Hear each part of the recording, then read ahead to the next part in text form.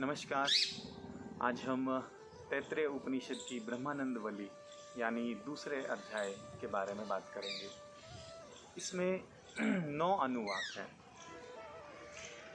शरीर की 5 परतों के बारे में यहीं पे इसका जिक्र किया हुआ है और हमारे जो 3 शरीर हैं, स्थूल शरीर, सूक्ष्म शरीर और कारण शरीर, इनका आपस में क्या संबंध है ये भी हम आज जानेंगे।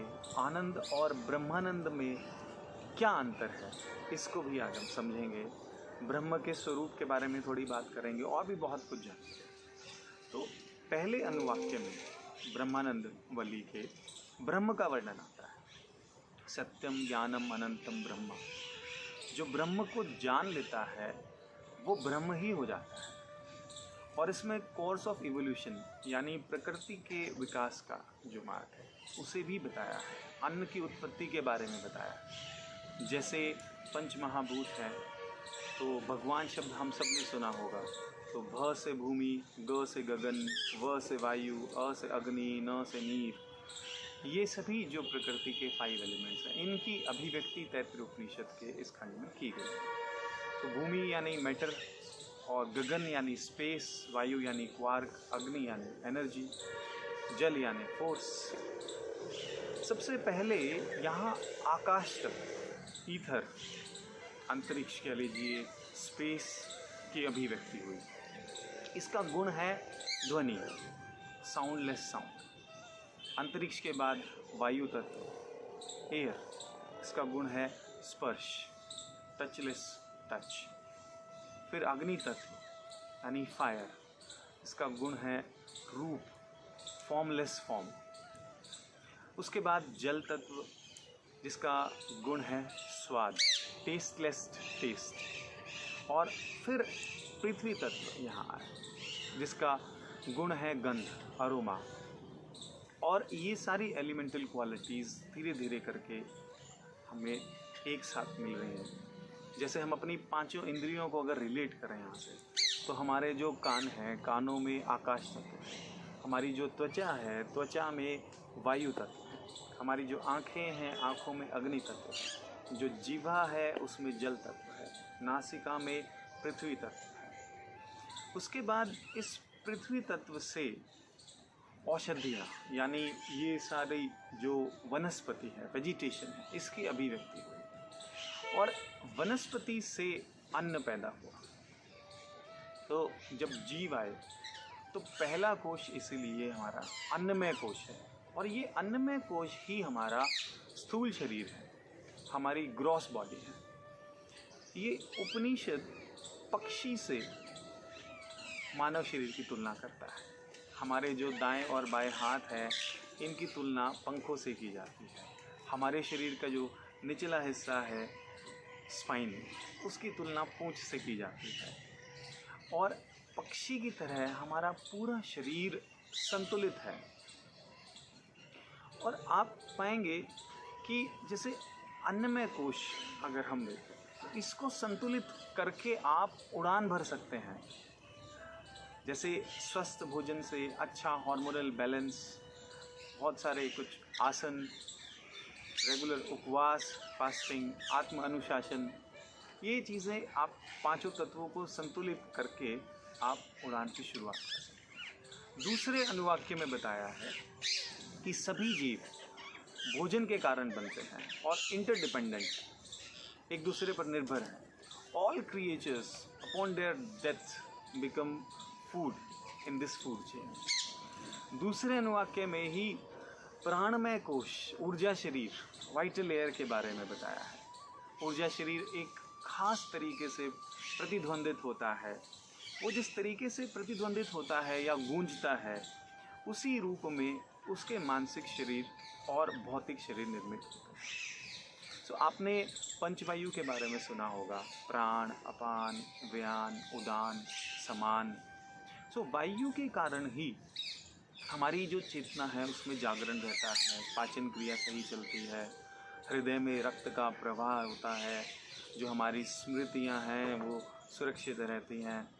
पंचवायु के कारण ही मन के विचार बदलते रहते हैं या स्थिर रहते हैं। ये सब प्राणमय कोश के अंतर्गत आते हैं। और प्राणमय कोश को व्यवस्थित करने के लिए आप पूरक, कुंभक, रेचक, बंध, मुद्राएं, प्राणायाम, श्वास व्यायाम से प्राण ऊर्जा को विशेष क्षेत्रों में निर्देशित करा के you can guide prana energy और breathe into particular areas for balancing and healing self. Pranayama का अर्थ ही ये है कि प्राण का आयाम अर्थात प्राण को एक समान गति में करना। तीसरे अनुवाक्य में मनोमय कोश यानी माइंड, मानस, विचार, थॉट्स, भावनाएं, इमोशंस का कोश। अब देखते हैं सुविचार, बुरे विचार, व्यर्थ विचार, भाव, क्रोध, प्रेम, ईर्ष्या, करुणा।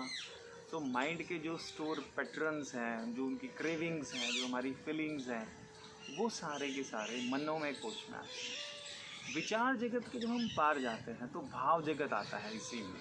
आपने सुना होगा कि भव सागर को पार करते हैं, तो यानी कि भाव शुद्धि में, क्योंकि ऊपर ऊपर देखेंगे तो जैसे समुद्र में लहरें हैं ऐसे हैं, और जब गहरे डूबते हैं हम इसे पार कर जाते हैं। कहते हैं ना, जो डूबा वो ही पार। सो मनोमय कोश का संतुलन, आप अपने विचारों के प्रति जागरूक हो गए, चाहे वो अच्छे हैं बुरे हैं, सभी विचारों को अपने सभी देखते जाएं, बस बिना किसी विश्लेषण के, बिना किसी निरीक्षण के। दो विचारों के बीच का जो गैप है उसे देखें, वो अंतर बढ़ता चला जाएगा। Simply watch your psychodrama thoughts, watch your thoughts, observe while working, while sitting. स्वीकार भाव लेकर के आएँ, सेल्फ एक्सेप्टेंस लेकर के आएँ। तो आप एकाग्रता से शुरू कर सकते हैं, जाप कर सकते हैं, ध्यान कर सकते हैं। चौथे अनुवाक्य में विज्ञानमय कोश यानी हमारी जो इंटेलेक्ट शीट है, जो हमारी बुद्धि है, विवेक है, प्रज्ञा है, समझ है, प्रतिभा है, जो हमारी सुमति है, वो हमारा विज्ञानमय कोश है। हमें वास्तविकताओं का पता लगता है यहाँ से। जैसे दिन के साथ रात है, सुख के साथ दुख है, तो हमारी समझ बढ़ेगी। हमें ये पता लगेगा कि फूल है तो कांटे भी होंगे, ये एक दूसरे के पूरक हैं। खोना है तो पाना भी होगा, पाना है तो खोना भी होगा। तो ये हमें जब समझ आएगा तो हम ज्ञान को आत्मसात कर पाते हैं, निष्कर्ष निकाल पाते हैं, सार्वभौमिक नियमों को आसानी से समझ पाते हैं, सही और गलत का भेद सहज स्वभाव में हो जाते हैं, अच्छे और बुरे की समझ और परख आ जाती है। तो we are able to innovate, create, discover, visualise, imagine, observe, conclude कर पाते हैं। इंक्वायरी बढ़ जाती है, हमारा जो रिकॉग्नाइज करने का है चीज़ों का, वो चीज़ें बढ़ती हैं। एफर्मेशंस का हमें समझ आता है, लॉ ऑफ यूनिवर्स समझ आता है, लॉ ऑफ नेचर समझ आता है, हमारा एक होलिस्टिक परसेप्शन बनता है, हमारी जो इंटेलेक्चुअल एबिलिटीज़ हैं, ये सारा हमारा विज्ञानमय कोश है। और विज्ञानमय कोश का संतुलन आप सोहम से आती जाती सांस पे जब हम ध्यान केंद्रित करते हैं, गहरी सांस लेकर के साइलेंस में नियमित आप ध्यान करते हैं, ग्रंथि भेदन से, आत्म अनुभूति योग से, मेडिटेशन से हम इसको संतुलित कर सकते हैं। विज्ञान का अर्थ यहाँ साइंस ना लें, विज्ञान का अर्थ विशेष ज्ञान या विशेष बोध है। इसे सत्य ज्ञान में कोश भी कहते हैं। पांचवा अनुवाक्य आनंद, ब्रह्मानंद, आह्लाद, एक भीनी भीनी प्रसन्नता, एक खामोशियाँ है जो अंदर गुनगुना रही होती है, एक खुमारी है, एक प्रफुल्लता, एक आंतरिक खुशी जिसको बोलते हैं। हर वक्त एक उत्सव का मन है, जैसे गाना हो, नाचने का मन करता है बेवजह, बिना किसी कारण के। तो ये आनंदमय कोश है। हमारा जो ब्लिस है, जो इनर सेलिब्रेशन है, जो हमारी कामनेस है, जॉय कह लीजिए इसको।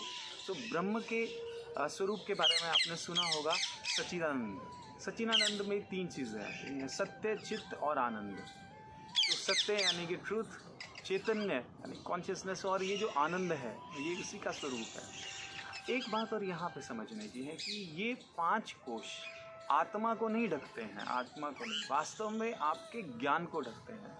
5 sheets don't cover आत्मा, they actually covers knowledge of your true self, your pure consciousness। So ब्रह्म की अनुभूति आनंदमय कोश के पार है। हम जब सकाम कर्म से निष्काम कर्म यानी फल की कामना के बिना जब हम केवल कर्म पे ध्यान देते हैं, हम ओंकार पे ध्यान देते हैं, समर्पण हो जाता है, एक्सेप्टेंस हो जाता है, पराभक्ति हो जाती है, संकल्प रहित होते हैं, इच्छा रहित होते हैं, कामना रहित होते हैं, भाव रहित होते हैं, एक आध्यात्मिक अनुशासन जब आता है तो हम एक तुर्या अवस्था में पहुंचते हैं, आनंदमय कोश के पार। और ये जो 5 उपनिषद हैं, ये ब्रह्मानंद वल्ली में चरणबद्ध तरीके से इनको बताया गया है। यही कोश हमारे 3 शरीर बनते हैं। जो अन्नमय कोश है वो स्थूल शरीर है, जो बाकी 3 शरीर हैं प्राणमय, मनोमय और विज्ञानमय कोश, इनसे बनता है हमारा सूक्ष्म शरीर। और जो आखिरी आनंदमय कोश है वो हमारा कारण शरीर बनता है। तो स्थूल शरीर, सूक्ष्म शरीर और कारण शरीर, इन्हीं 5 शरीरों की ओवरलैपिंग है। इसके बाद तैत्तिरीय उपनिषद को एक चीज़ और यहाँ पे मैं कहना चाहूँगा कि ये कोई एनाटॉमी की किताब नहीं है जिसमें पढ़ते हैं। ये एक रूपांतरण है, एक ब्रिज है, एक कनेक्शन है परतों का, जिसे हम यौगिक एनाटॉमी कह सकते हैं एक रूप में। आगे जो अनुवाद है वो बहुत महत्वपूर्ण है। तो निरंतर विवेक से, पुरुषार्थ से, दृढ़ संकल्प से, ज्ञान के माध्यम से व्यक्ति को स्वयं को उजागर करना चाहिए।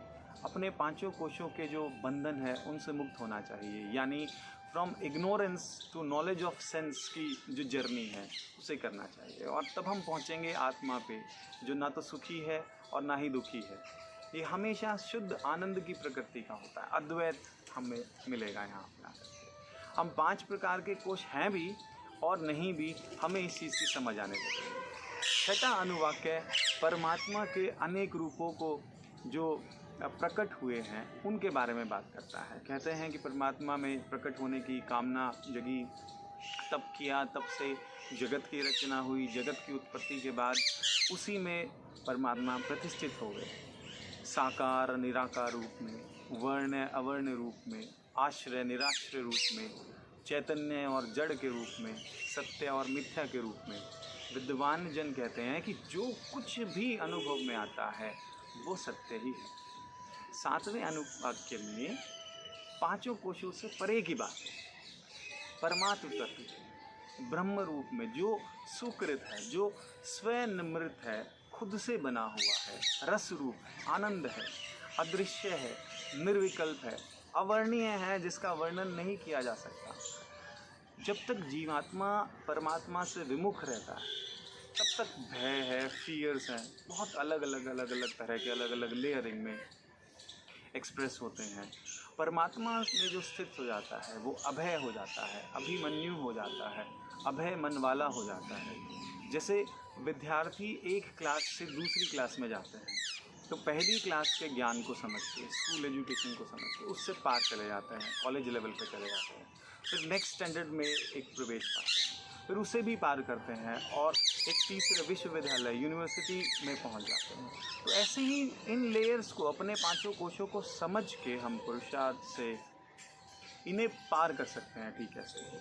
और ये क्लींजिंग प्रोसेस के बाद we get access to next sheet every time it happens like that. So एक सक्सेशन है। और true self is independent of all these 5 sheets. इसके बहुत सारे नाम हैं। आप इसको आत्मा कह देते हैं, कॉन्शियसनेस कह देते हैं, ब्रह्म कह देते हैं, एब्सोल्यूट कहते हैं, पुरुष कॉस्मिक पर्सन कह देते हैं, द सेल्फ कह देते हैं और अल्टीमेट रियलिटी कह देते हैं। इसके बाद 8वें अनुवाक्य में आनंद का वर्णन है। ये आनंद साधारण आनंद से बहुत अलग है। Bliss of Brahman. So beyond the highest worldly happiness is this.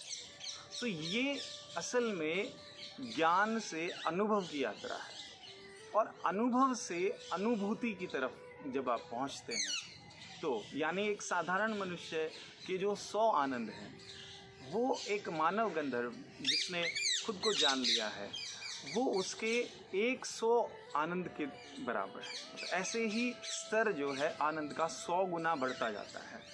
श्रेष्ठ से श्रेष्ठतर आनंद की तरफ हम बढ़ते जाते हैं, फिर से 100 गुना इस तरीके से। 9वें अनुवाक्य में बताया है कि ब्रह्म को जानने वाला, जैसा अभी बात की, कि निर्भयता को प्राप्त हो जाएगा, उसे किसी चीज़ का भय रहेगा ही नहीं, मृत्यु का भी नहीं रहेगा, जान लेगा वो। सो जो विद्वान पुरुष है वो पाप पुण्य दोनों के कर्मों को जानता है और अपने पापों से खुद की रक्षा कर सकता है। और जो रियलाइज्ड एंटिटी है वो पाप पुण्य दोनों ही कर्मों के बंधन को जानता है, तो कर्म करते हुए भी वो कर्मों में आसक्त नहीं होगा। तो आज धन्यवाद। मेरी रियलाइज सत्यं ज्ञानमनन्तं ब्रह्मा